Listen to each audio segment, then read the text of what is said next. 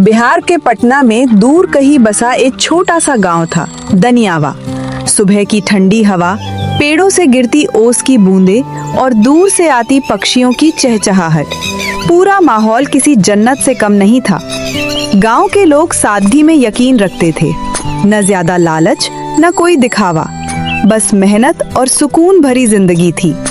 इसी गांव के मुख्य रास्ते पर एक छोटा सा ढाबा था, जिसका नाम तो कोई खास नहीं था, लेकिन उसका स्वाद पूरे इलाके में मशहूर था। ढाबे के सामने हमेशा लोगों की भीड़ लगी रहती थी। अरे भाई जल्दी खाना लगाओ, बहुत जोरों की भूख लगी है। भूख तो सबको लगती है भाई, लेकिन यहाँ का चिकन खाए बिना किसी का पेट ही नहीं भरता। बिल्कुल सही कहा भाई, बीरेंद्र और सूर्यकांत के हाथ का स्वाद कहीं नहीं मिलेगा। ढाबे के अंदर चूल्हे पर बड़ा सा भगोना चढ़ा था, जिसमें चिकन मसाले में पक रहा था। खुशबू इतनी लाजवाब थी कि राह चलते लोग भी रुक जाते थे।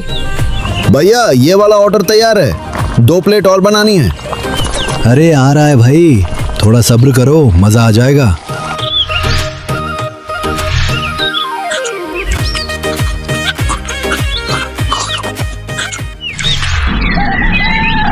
सुबह का टाइम था। एक कोने में चावल पक रहे थे, दूसरे में मसाले तैयार हो रहे थे। सूर्यकांत कंधे पर टोकरी लेकर बाजार से लौट रहा था। भैया आज बहुत ताज़ा चिकन मिला है। वाह, आज तो स्वाद और भी बढ़िया होगा। हाँ भैया, मैं अभी धोकर तैयार करता हूँ, आप जल्दी से मसाले पीस लो। ठीक है सूर्यकांत, आज भीड़ ज्यादा है, जल्दी करना पड़ेगा। दोनों भाइयों की समझदारी और तालमेल देखने लायक था। दोपहर का समय था। ढाबे के बाहर लंबी लाइन लग चुकी थी। भाई 1 प्लेट यहाँ लगाना। मुझे भी जल्दी से दो भाई, बहुत जोरों की भूख लगी है। और मेरे में चिकन ज्यादा डालना भाई। अरे सबको मिलेगा भाई, बस थोड़ा सा इंतजार करो। भैया आज इतनी भीड़ देखकर लगता है सारे रिकॉर्ड टूट जाएंगे। हाँ सूर्यकांत, मेहनत का फल है ये। वाह भाई, क्या स्वाद है, मसाले एकदम परफेक्ट हैं। घर का खाना भी फीका लगने लगता है इसके सामने। भाई अगर कोई पूछे असली बिहारी स्वाद क्या है, तो मैं तो यही नाम लूंगा। शाम होते होते ढाबे की सारी टेबल खाली हो चुकी थी, लेकिन खुशबू अब भी हवा में घुली हुई थी। दोनों भाई दिन भर की कमाई गिन रहे थे। भैया आज तो अच्छा खासा कमा लिया। हाँ वो तो है, लेकिन ये सब कुछ हमारे साथ काम करने की वजह से हुई है। पिताजी सही कहा करते थे, साथ रहोगे तो आगे बढ़ोगे। हाँ छोटे, उनका सपना था ये ढाबा। दोनों कुछ पल के लिए चुप हो जाते हैं। रात के समय ढाबा बंद करने के बाद दोनों घर की ओर जा रहे थे। चलो भैया, आज का दिन भी अच्छा गया। हाँ, बस ऐसे ही चलता रहे तो सब ठीक रहेगा। लेकिन उन्हें क्या पता था, यही खुशहाल शुरुआत आगे चलकर एक बड़ी परीक्षा बनने वाली थी।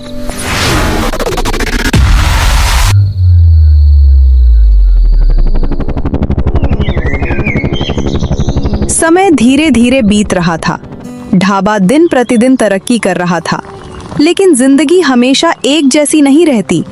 कुछ सालों के अंदर ही दोनों भाइयों की शादी हो जाती है।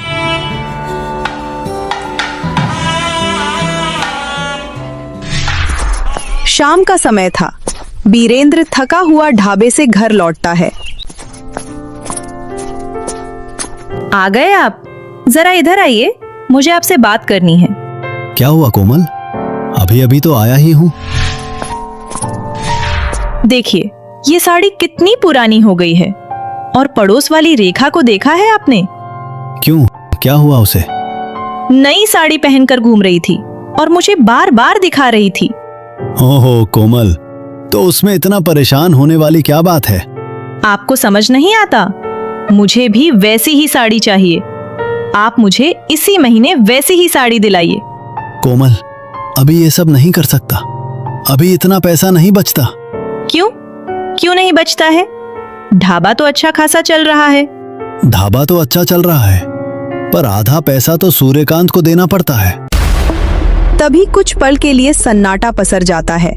तो फिर आप अलग क्यों नहीं हो जाते हैं? क्या मतलब? मतलब साफ है, अकेले काम करोगे तो पूरा पैसा तुम्हारा होगा। पर मैं ऐसा कैसे कर सकता हूँ? पिताजी ने कहा था कि हम दोनों साथ में काम करेंगे। पिताजी अब नहीं हैं और जमाना भी बदल गया है। बीरेंद्र सोच में पड़ जाता है। उधर सूर्यकांत भी घर पहुंचता है। अरे आ गए आप? आज बहुत थके हुए लग रहे हो। हाँ, आज दुकान में बहुत भीड़ थी। अच्छा है, मेहनत रंग ला रही है। हाँ वो तो है, पर भैया के साथ काम करने में मजा ही आ जाता है। और यही सबसे बड़ी बात है कि दोनों भाई साथ मिलकर काम कर रहे हैं। हाँ, पिताजी का सपना भी यही था कि हम दोनों हमेशा साथ रहें। और हमें उसी को निभाना भी है, चाहे हालात जैसे भी हों। रात का समय था। बीरेंद्र बिस्तर पर लेटा हुआ छत को देख रहा था। कोमल की बातें उसके दिमाग में घूम रही थी। तो फिर आप अलग क्यों नहीं हो जाते हैं? मतलब साफ है, अकेले काम करोगे तो पूरा पैसा तुम्हारा होगा। सच में सारा काम तो मैं भी करता हूँ, सुबह से रात तक भाग दौड़, और आखिर में आधा हिस्सा अगर मैं अकेले काम करूं तो कमाई दुगनी हो सकती है। क्या सोच रहे हैं? कुछ नहीं। देखिए, मैं बस आपकी भलाई चाहती हूँ, इसलिए बोल रही हूँ। इतनी मेहनत करते हो लेकिन फायदा आधा ही मिलता है। कभी खुद के लिए भी सोचिए।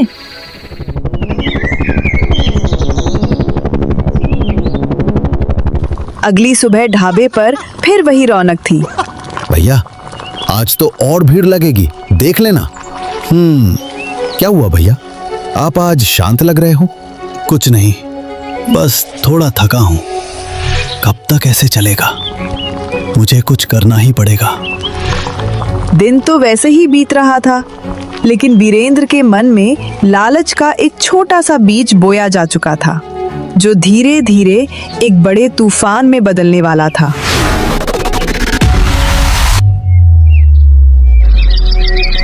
सुबह का समय था।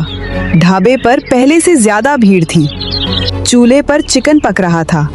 मसालों की खुशबू हवा में घुल चुकी थी, लेकिन आज माहौल में कुछ अलग था। बीरेंद्र के चेहरे पर अजीब सी खामोशी थी। भैया आज मैंने नया मसाला ट्राई किया है, स्वाद और भी बढ़िया होगा। अच्छा, देखते हैं। सूर्यकांत चिकन बनाकर दूसरी तरफ चला जाता है। तभी बीरेंद्र धीरे धीरे कढ़ाई के पास आता है। चारों तरफ नजर दौड़ाता है, कोई नहीं देख रहा था। वो जेब से नमक और मिर्च निकालता है। बस आज भर, इसके बाद सब बदल जाएगा। और वो धीरे धीरे कढ़ाई में ज्यादा मात्रा में नमक और मिर्च डाल देता है। माफ करना भाई, लेकिन अब यही एक रास्ता है। कुछ देर बाद ग्राहकों को खाना परोसा जाता है। ग्राहक पहला निवाला लेते ही, अरे ये क्या बनाया हो? इतना नमक? अरे बाप, मुंह जल गया। ये खाना है या मिर्च का ढेर? भाई आज क्या बना दिया तुम लोगों ने? पूरा ढाबा शोर से भर जाता है। सूर्यकांत घबराकर आगे आता है। क्या हुआ भैया, क्या दिक्कत हुई? खुद खा के देखो, पता चल जाएगा। सूर्यकांत एक निवाला खाता है। उसका चेहरा तुरंत बदल जाता है। ये कैसे हो गया? मैंने तो सारी चीजें ठीक से ही डाली थी।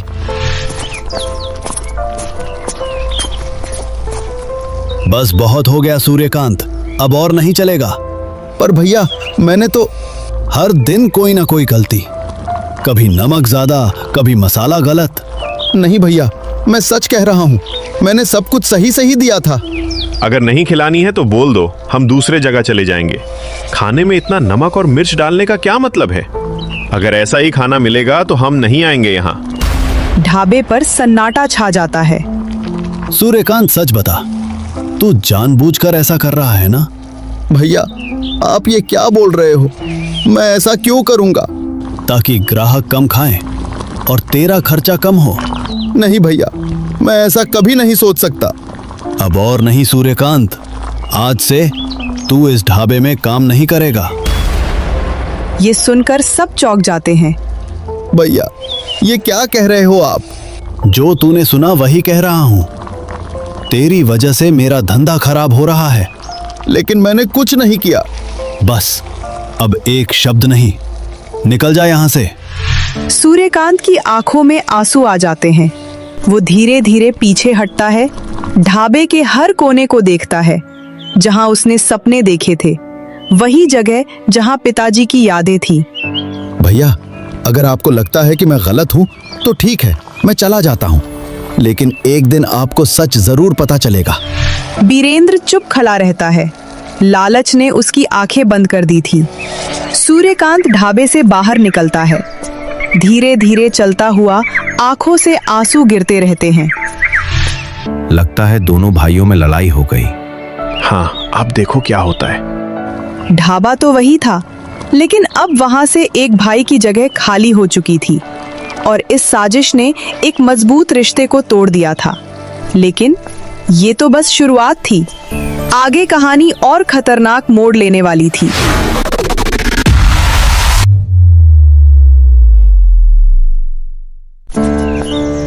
सूर्यकांत धीरे धीरे घर की ओर लौट रहा था।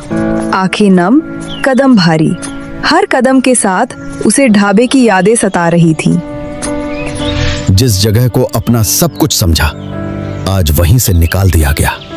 चलते चलते वह अपने घर पहुंच गया। अरे, आप आ गए? आज जल्दी कैसे? ये क्या हुआ जी? आप इतने उदास क्यों हो? सूर्यकांत कुछ नहीं बोल पाता है, बस चुपचाप बैठ जाता है। क्या हुआ, मुझे बताइए ना।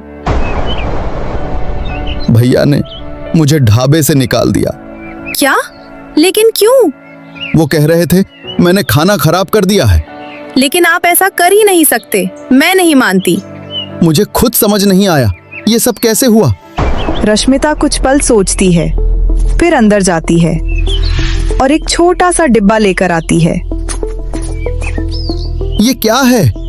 रश्मिता डिब्बा खोलती है। उसमें उसके गहने थे। ये मेरे गहने हैं, आप इन्हें बेच दीजिए। क्या? नहीं, मैं ऐसा नहीं कर सकता। देखिए, हमें हार नहीं माननी है। लेकिन नया काम कैसे शुरू करेंगे? आपको चिकन बनाना आता है, वही आपकी ताकत है। लेकिन लोग आएंगे क्या मेरी दुकान पर? सच्चाई और मेहनत, देर से ही सही, लेकिन पहचान जरूर दिलाती है। ये शब्द सुनकर सूर्यकांत की आंखों में फिर से चमक आ जाती है। अगली सुबह एक छोटे से ठेले के साथ सड़क के किनारे सूर्यकांत खड़ा था। न बड़ा ढाबा, न ज्यादा सामान, बस एक चूल्हा, एक भगोना और उम्मीद। चलो फिर से शुरू करते हैं, देखते हैं क्या होता है। कुछ देर बाद अभिषेक वहां से गुजर रहा था। वो सूर्यकांत को देखकर रुक जाता है। अरे सूर्यकांत, तुम यहाँ? हाँ भैया, अब अपना ठेला शुरू किया है। अच्छा, चलो एक प्लेट दे दो। सूर्यकांत प्लेट बनाकर देता है। अभिषेक पहला निवाला लेता है। वाह, यही तो असली स्वाद है। सच में क्या भैया? बिल्कुल, मैं अपने दोस्तों को भी इस जगह के बारे में बताऊंगा। शाम तक बहुत से ग्राहक आने लगते हैं और धीरे धीरे वहाँ भीड़ लग जाती है। बहुत सुना है इस जगह के बारे में। सुना है यहाँ अच्छा चिकन मिलता है। हाँ हाँ, मैंने भी सुना है। चलो ट्राई करते हैं। आइए भैया, बैठिए बैठिए।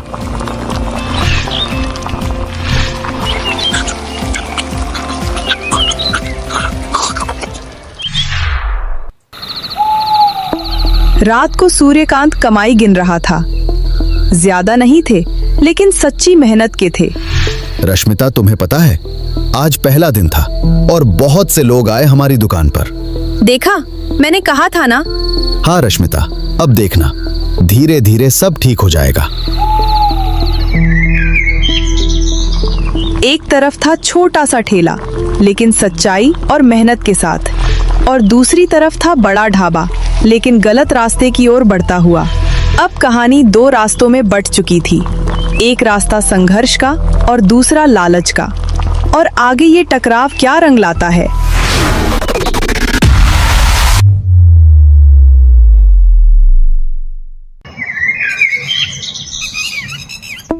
शाम का समय था। ढाबे पर अब पहले जैसी भीड़ नहीं रही थी। कुछ टेबल खाली रहने लगे थे। पहले जहां लाइन लगती थी, अब वहां सन्नाटा था। ये क्या हो रहा है? पहले तो यहाँ जगह नहीं मिलती थी, अब आधी दुकान खाली पड़ी है। भाई, अब तेरा स्वाद तो पहले जैसा नहीं रहा। सुना है सूर्यकांत के ठेले पर वही पुराना स्वाद मिलता है। ये सुनते ही बीरेंद्र का चेहरा उतर गया। रात को घर पर आज फिर कम पैसे लाए हो? ग्राहक कम हो गए हैं कोमल, क्या करूं? क्यों?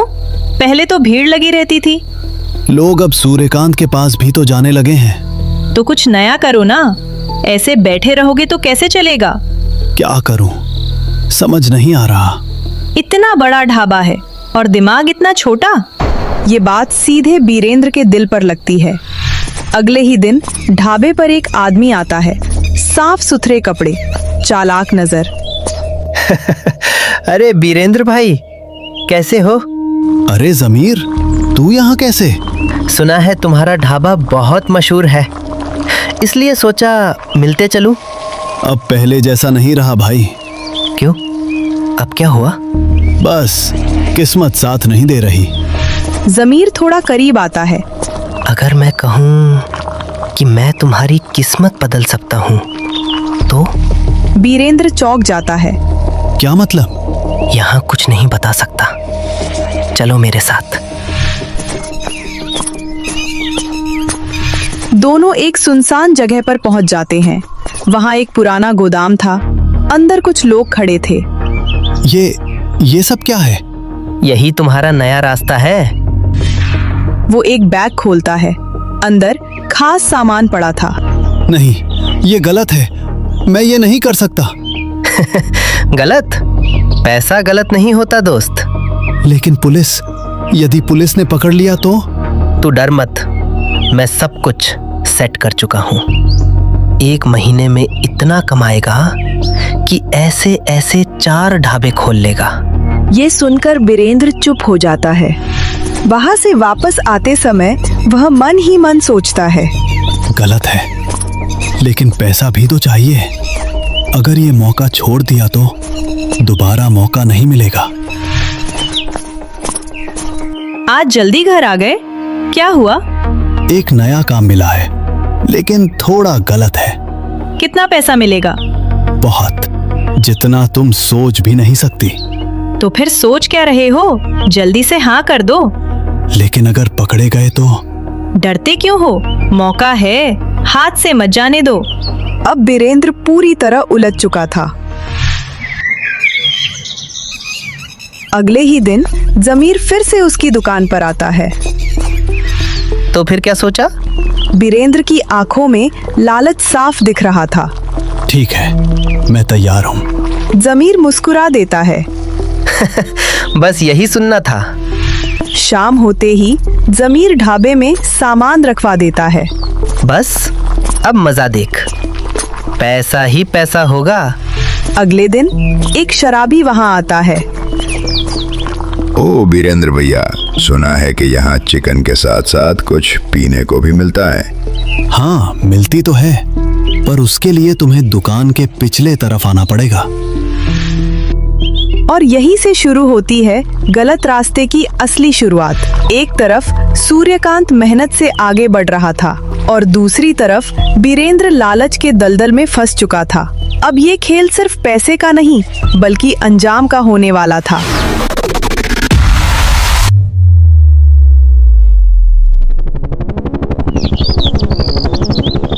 अगली सुबह ढाबे के बाहर फिर से भीड़ लगनी शुरू हो गई थी, लेकिन इस बार वजह सिर्फ खाना नहीं था। भाई, सुना है यहाँ कुछ खास चीज भी मिलती है। हाँ, मैंने भी सुना है। एक बैग में भरकर देते हैं, किसी को पता भी नहीं चलता। बीरेंद्र सब सुन रहा था। उसके चेहरे पर हल्की मुस्कान थी, लेकिन आंखों में डर भी था। अरे बीरेंद्र भाई, सुना है यहाँ कुछ खास चीज भी मिलता है। भाई, 1 प्लेट चिकन लगा दे, और वो भी। हाँ ठीक है, उधर से आकर ले लो। कुछ देर बाद ढाबा पूरी तरह भर चुका था। लोग खाना भी खा रहे थे और सामान भी ले रहे थे। शाम होते होते सारा सामान बिक गया। इतना? इतना सारा पैसा एक दिन में? देखा, मैंने कहा था ना, बहुत पैसे मिलेंगे। ये तो बस शुरुआत है, आगे आगे देखता जा। रात को जब बीरेंद्र घर आया, अरे वाह, इतना सारा पैसा पहले कभी नहीं देखा। हाँ वो तो है, लेकिन थोड़ा डर भी लग रहा है। अब डर को भूल जाओ, यही मौका है। पर अगर पकड़े गए तो? कुछ नहीं होगा, तुम बेकार में ही डर रहे हो, सब ऐसे ही कमाते हैं। कोमल की आंखों में अब सिर्फ पैसा ही झलक रहा था।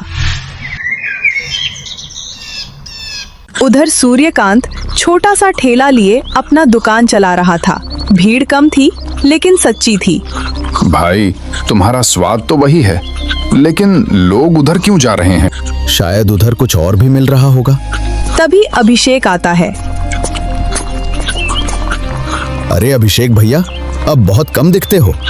अरे तुम्हें नहीं पता क्या, वो उधर बीरेंद्र की दुकान पर खाने के साथ साथ पीने का भी इंतजाम है। ये सुनकर सूर्यकांत सब समझ जाता है। तो भैया, अब ये रास्ता चुन लिया आपने। गांव में धीरे धीरे बदलाव आने लगते हैं। घरों में झगड़े बढ़ने लगते हैं। लोग रात रात भर नशे में रहते हैं। एक दिन दो गांव वाले आपस में बात कर रहे थे। सुना है ये अपना अभिषेक रोज वहां से सामान ले जाता है। हाँ, और घर जाकर अपनी बीवी से लड़ाई करता है। ये सब उसी ढाबे की वजह से हो रहा है। एक रात ढाबे के बाहर कुछ लोग झगड़ रहे थे। पहले मैंने बोला था, पहले मुझे दो। नहीं नहीं, मैं पहले आया था, पहले मुझे ही मिलेगा। बात बढ़कर हाथापाई तक पहुंच जाती है। बीरेंद्र ये सब देखकर डर जाता है। हे भगवान, ये क्या हो रहा है? कहीं ये सब मेरे वजह से तो नहीं? वो जल्दी जल्दी सबको सामान देकर भेज देता है। लो भाई, और जाओ यहाँ से जल्दी। अगले दिन जब बीरेंद्र घर लौट रहा था, तभी रास्ते में वही दो लोगों की बातें सुनता है। उस ढाबे वाले ने सारा गांव बर्बाद कर दिया, पैसे के लिए कुछ भी कर रहा है। ये सुनकर बीरेंद्र रुक जाता है। उसका चेहरा उतर जाता है। क्या मैं सच में इतना गिर गया हूँ? क्या हुआ, आज इतने चुप क्यों हो? गांव वाले मेरे बारे में गलत बोल रहे हैं। लोगों का तो काम ही है बोलना, तुम बस अपना काम करते रहो। लेकिन सच में अगर मेरी वजह से ये सब हुआ तो? सच झूठ का नाटक छोड़ो, तुम बस पैसा देखो। बीरेंद्र पूरी तरह उलझ चुका था। एक तरफ पैसा बढ़ रहा था, लेकिन दूसरी तरफ इंसानियत गिर रही थी। बीरेंद्र अब एक ऐसे मोड़ पर खड़ा था जहां से वापस आना मुश्किल था और आगे बढ़ना और भी खतरनाक।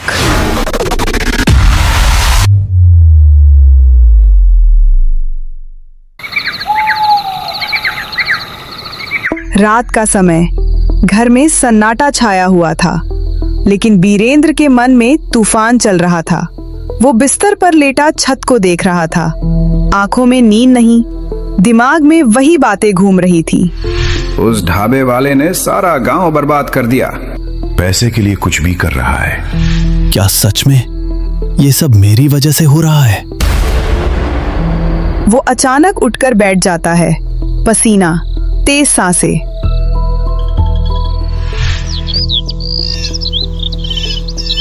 अगली सुबह बीरेंद्र ढाबे की ओर जा रहा था।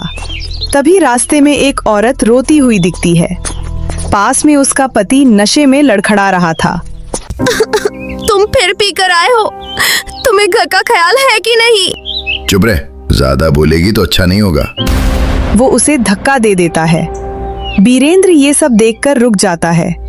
उसकी आंखें फैल जाती हैं।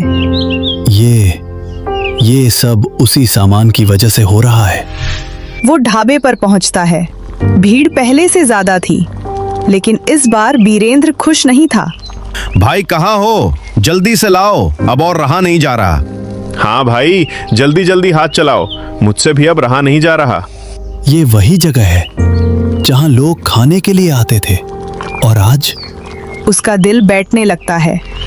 शाम को बीरेंद्र सीधे जमीर के पास पहुंचता है। जमीर, मुझे ये काम बंद करना है। क्या? अचानक क्यों?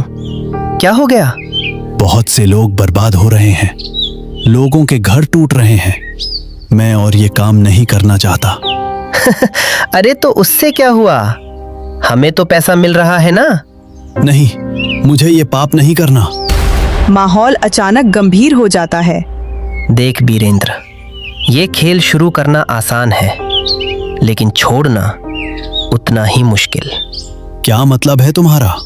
मतलब अगर तू पीछे हटा तो अच्छा नहीं होगा। ये सुनकर वीरेंद्र के पैरों तले जमीन खिसक जाती है। वो निराशा मन से घर लौटता है। क्या हुआ? आज फिर परेशान लग रहे हो? मैं ये काम छोड़ना चाहता हूँ। क्या? अभी जब इतना पैसा आ रहा है तो तुम्हें ये काम छोड़ना है? ये पैसा गलत है कोमल। इसकी वजह से लोग बर्बाद हो रहे हैं, लोगों के घर उजड़ रहे हैं। तो हमें क्या? सब अपनी मर्जी से ले रहे हैं। लेकिन दे तो मैं रहा हूँ ना। कमरे में सन्नाटा छा जाता है। शायद तुम सही कह रहे हो। हमसे बहुत बड़ी गलती हो गई। बहुत बड़ी गलती हो गई। रात को वीरेंद्र कमरे में अकेले बैठा था। अगर मैंने कुछ नहीं किया तो ये सब ऐसे ही चलता रहेगा, और अगर किया तो जान का खतरा। फिर उसकी आंखों में एक फैसला झलकता है। नहीं, अब डर के आगे नहीं झुकूंगा। सुबह होते ही वीरेंद्र सीधे पुलिस स्टेशन पहुंचता है। अंदर जाते ही, हाँ क्या काम है, बोलो। साहब, मुझे रिपोर्ट दर्ज करानी है। रिपोर्ट? किसके खिलाफ? वीरेंद्र कुछ पल चुप रहता है। अपने खिलाफ और उस पूरे गैंग के खिलाफ। ये सुनकर पूरा थाना चौंक जाता है। कहना क्या चाहते हो? सब सच सच बताओ। मैं सब कुछ बताऊंगा, बस मेरे परिवार को कुछ नहीं होना चाहिए। ठीक है, तुम उसकी चिंता मत करो। तुम्हें और तुम्हारे परिवार वालों को कुछ नहीं होगा।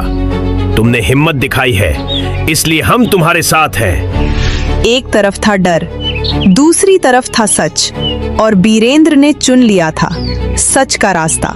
लेकिन क्या ज़मीर उसे इतनी आसानी से छोड़ देगा? क्या पुलिस समय पर कार्रवाई कर पाएगी? आगे आने वाला था कहानी का सबसे बड़ा मोड़।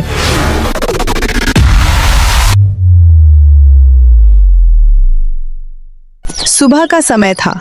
गांव में सब कुछ सामान्य दिख रहा था, लेकिन पुलिस स्टेशन के अंदर हलचल तेज थी। सुनो सब, आज रात ही रेड होगी। कोई गलती नहीं होनी चाहिए। जी सर। और ध्यान रहे, गैंग का कोई भी आदमी बचना नहीं चाहिए। उधर वीरेंद्र अपने घर में बैठा था। चेहरे पर डर साफ दिख रहा था। डर लग रहा है क्या?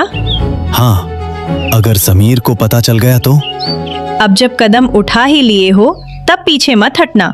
सच के साथ रहो। हाँ, अब जो होगा देखा जाएगा।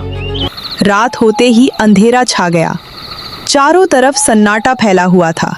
अचानक पुलिस की गाड़ियां गांव में घुसती हैं। सुनो, सब लोग अपनी अपनी पोजीशन ले लो। पुलिस चुपचाप गोदाम को घेर लेती है। अंदर ज़मीर और उसके लोग सामान पैक कर रहे थे। आज तो अच्छा माल निकलेगा।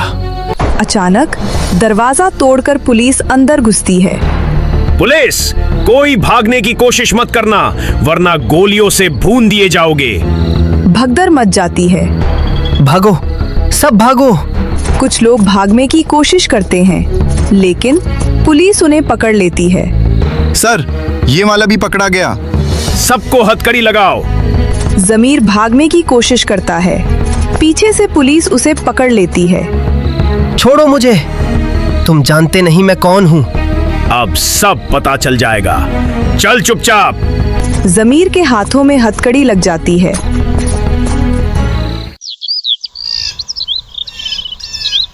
अगली सुबह पुलिस वीरेंद्र के घर पहुंचती है। वीरेंद्र, तुम्हें हमारे साथ चलना होगा।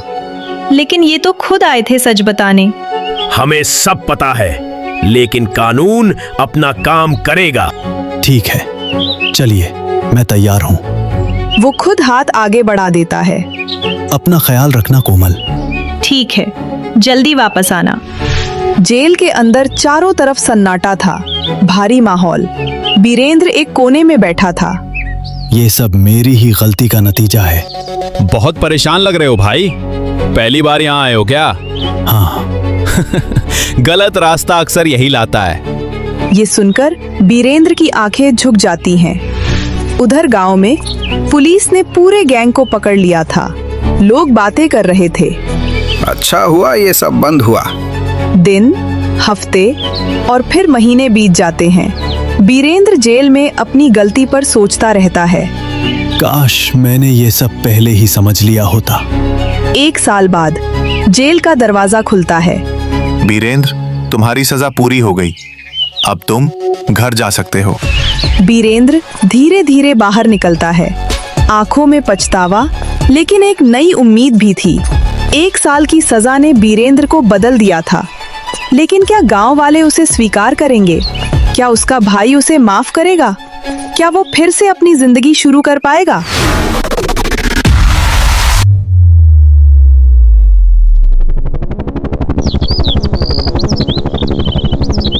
एक साल बाद सुबह का समय, गांव की वही गलियां, वही रास्ते, लेकिन आज सब कुछ बदला बदला लग रहा था।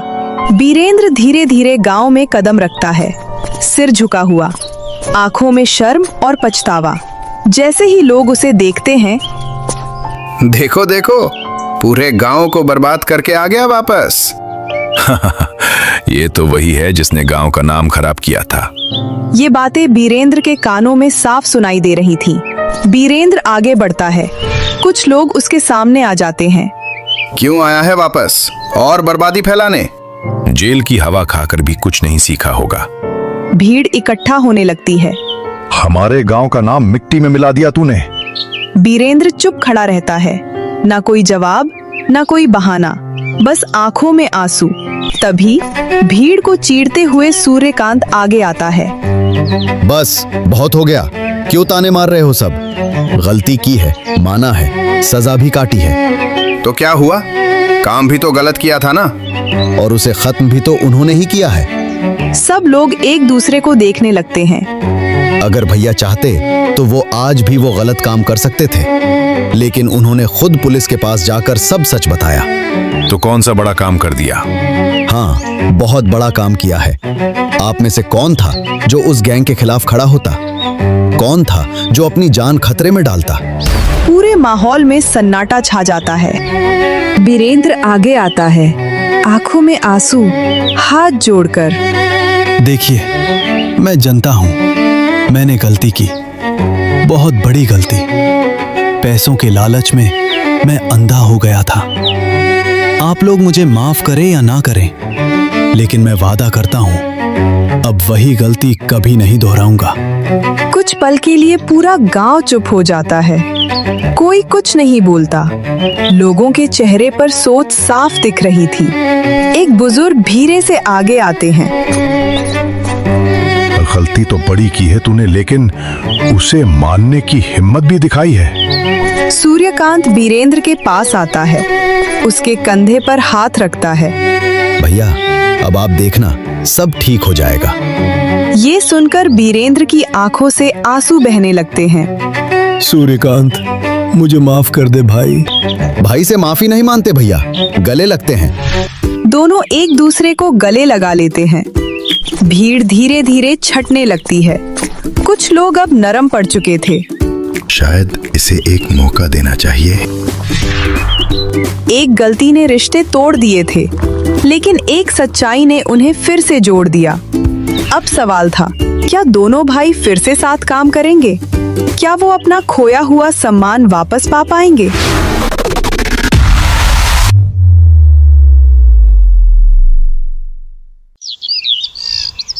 अगली सुबह गांव में हल्की ठंडी हवा चल रही थी। वही रास्ता, वही ढाबा, लेकिन आज माहौल थोड़ा अलग था। सूर्यकांत अपने ठेले पर काम शुरू कर रहा था। तभी पीछे से एक आवाज आती है। मैं मदद कर दूं? सूर्यकांत पलट कर देखता है। मैं जानता हूँ मैंने बहुत गलत किया, तुझे धोखा दिया, घर भी तोड़ा, नाम भी खराब किया। अगर तू माफ ना करे तो भी मैं समझूंगा। सूर्यकांत कुछ पल चुप रहता है, फिर हल्की मुस्कान के साथ बोला, एक शर्त पर माफ करूंगा। क्या?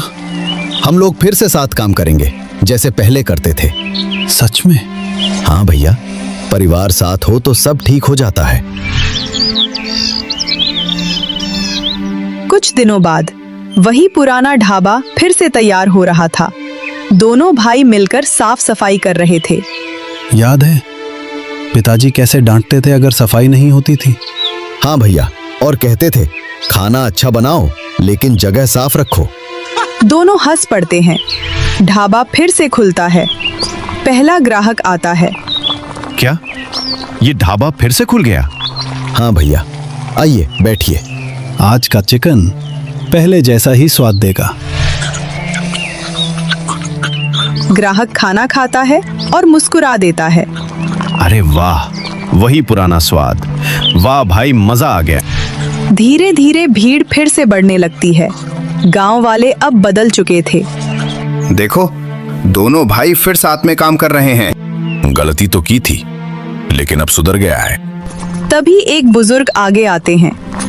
बेटा, इस बार कोई गलत काम मत करना। इस बार ईमानदारी से काम करना। जी काका, अब कभी गलती नहीं होगी। रश्मिता, अगर उस दिन तुम साथ न देती तो शायद ये सब वापस नहीं मिलता। मैंने लालच में बहुत बड़ी गलती कर दी। अब सब ठीक हो गया ना? बस आगे से ध्यान रखना। शाम का समय ढाबा फिर से भीड़ से भरा हुआ था, लेकिन इस बार सिर्फ खाने की खुशबू थी, कोई गलत काम नहीं। भैया देख रहे हो, आज फिर से वही दिन आ गए। नहीं, इससे भी बेहतर। रात को दोनों भाई ढाबा बंद कर रहे थे। आज समझ आया, पैसा सब कुछ नहीं होता। सही कहा भैया, इज्जत और सुकून सबसे बड़ी चीज होती है, और गलत रास्ता हमेशा बर्बादी की ओर ले जाता है। लालच इंसान को अंधा बना देता है, लेकिन सच्चाई और हिम्मत उसे वापस सही रास्ते पर ला सकती है। गलत रास्ते से कमाया गया पैसा कभी सुकून नहीं देता। परिवार और ईमानदारी ही असली दौलत है।